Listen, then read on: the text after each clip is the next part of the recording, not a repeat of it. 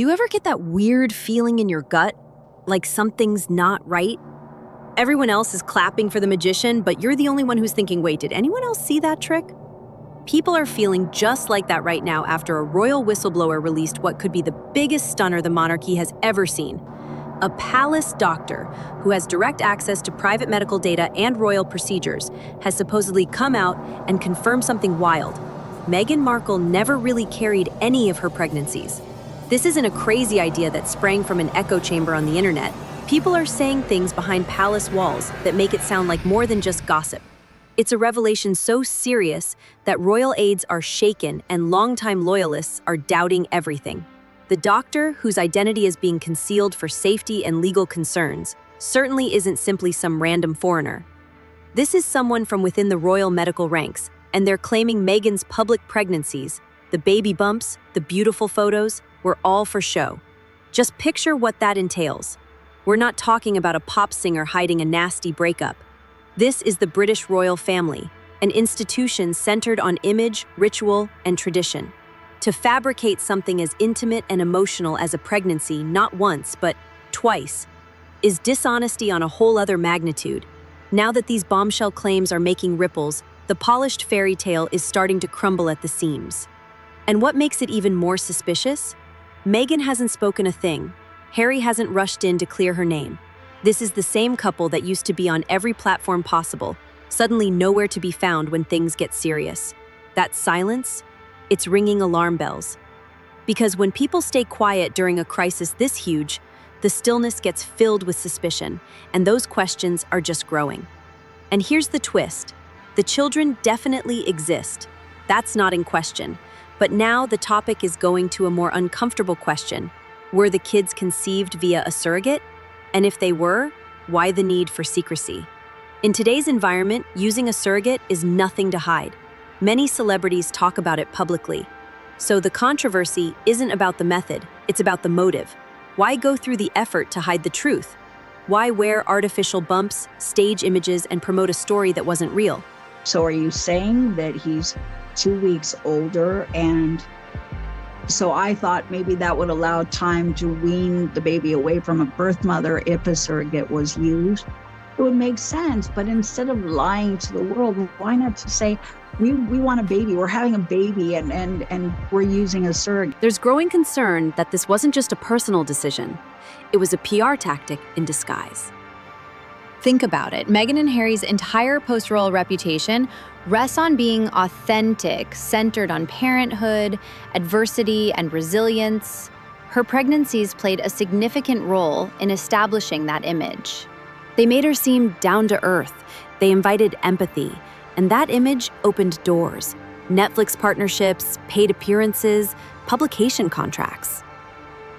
But if what this doctor is stating holds water, then the emotional anchor of their brand was created on falsehood. And what about Harry? The insider insists he wasn't in the dark. Far from it. He was reportedly in on it. If that's true, this wasn't just a couple's private choice. It was a collective effort to build a public illusion. A husband deliberately backing a bogus lie to safeguard a narrative that brought them both millions. Those wonderful, supporting dad moments during interviews, if this all pans out, they weren't genuine. They were staged sequences in a meticulously written script. And that stings. People are used to superstars distorting the truth. But when it comes to royals, or even ex-royals who still profit off the title, there's an underlying expectation of respect and honesty. So when something as sacred as childbirth is utilized as a prop, typically the public doesn't just react, they erupt. And that storm is already hitting hard. Inside the palace, it's not explosive drama. It's worse. It's a heavy, unsettling hush that's settling over everything. People are treading gingerly now, because this isn't just about Meghan anymore. All eyes have shifted immediately onto Prince Harry. His silence, his body language, every action he makes is being dissected, and even the usually reticent royal family is starting to move from mild anxiety to true unease. Sources close to the palace say Harry isn't just evolving, he's unrecognizable. It's not merely a natural shift, it's like he's morphed into someone altogether new. The man who used to flash shy grins at military occasions, who joked with school kids, who had fun moments with William, now carries himself like he's continuously under siege. He seems tense in public, like he's always on guard, and when he does speak, it comes out wobbly, like he's gone off script. Old acquaintances say they scarcely know who he is anymore, not because they drifted, but because they were actively shut out. Those who used to be part of Harry's inner life are noticing a pattern. One after another, he's separated himself from everybody related to his past. Military comrades, royal cousins, even long-standing pals. They're gone. He's chopped them off totally, replaced by a narrow circle that begins and ends with Meghan. It's not the closeness that has people whispering, it's the absolute isolation. When someone severs every link but one, and that one person seems to steer the entire ship, that's when warning bells start. Behind the scenes, silent discussions are happening. Real ones, not tabloid chatter, but genuine debates within royal walls. And they're all centered on one developing concern. Is Harry still in charge of his own life? These queries aren't coming from gossip columns. They're coming from longtime staffers, reliable family sources, even mental health experts familiar with the royal circle. People are truly anxious about Harry's well-being. There's chatter ranging from emotional manipulation to mental fatigue, even whispers regarding probable substance use. Nothing's confirmed, but the fact that people are even raising these issues says loudly. Then there's his behavior in the public eye, replete of inconsistencies. One minute, he's campaigning for emotional recovery and mental wellness. The next, he's publicly dragging his own family through the mud, while simultaneously cashing in on sensitive moments he previously pleaded to keep secret. That kind of flip-flopping makes folks uneasy. It raises doubts, not just about his goals, but his decision-making, especially with the pregnancy surprise now putting doubt on everything he said before. And hovering in the backdrop is the question no one wants to confront. What if Harry isn't thinking clearly anymore? What if his commitment to Meghan isn't just about love, but about dependence? What if this isn't a strong partnership, but a codependent spiral that's growing more dangerous over time?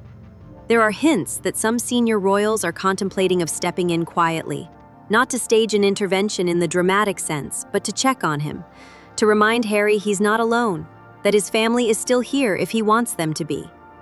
But even that requires cautious timing, because Meghan is known to be exceedingly protective when it comes to Harry's access to the outside world. Multiple insiders allege she oversees every communication, vets every discussion, and filters who gets through. One person described her not as a figurative gatekeeper, but as a real one. That's why no one truly understands how to approach Harry anymore, not on a human level, not even logistically. The palace is caught in a bind. They want to help him, yet they're concerned any move could push him even deeper into isolation. Meanwhile, the world is watching in real time as a man once revered by millions has become nearly unrecognizable, even to the family that nurtured him. And that change? It's no longer simply concerning. It's starting to feel dangerous. The repercussions are being felt everywhere. Public sentiment has taken a nosedive. What used to be empathy and interest has transformed into frustration and betrayal. People feel like they were sold a fiction. The documentaries, the interviews, the emotive moments, it's all starting to appear like emotional manipulation in hindsight. What was previously considered as a courageous breach from outdated royal rules now looks more like a manufactured escape, built on misinformation and careful image control. And it's not just the public that feels burned. The brands who depended on Harry and Meghan are feeling it too.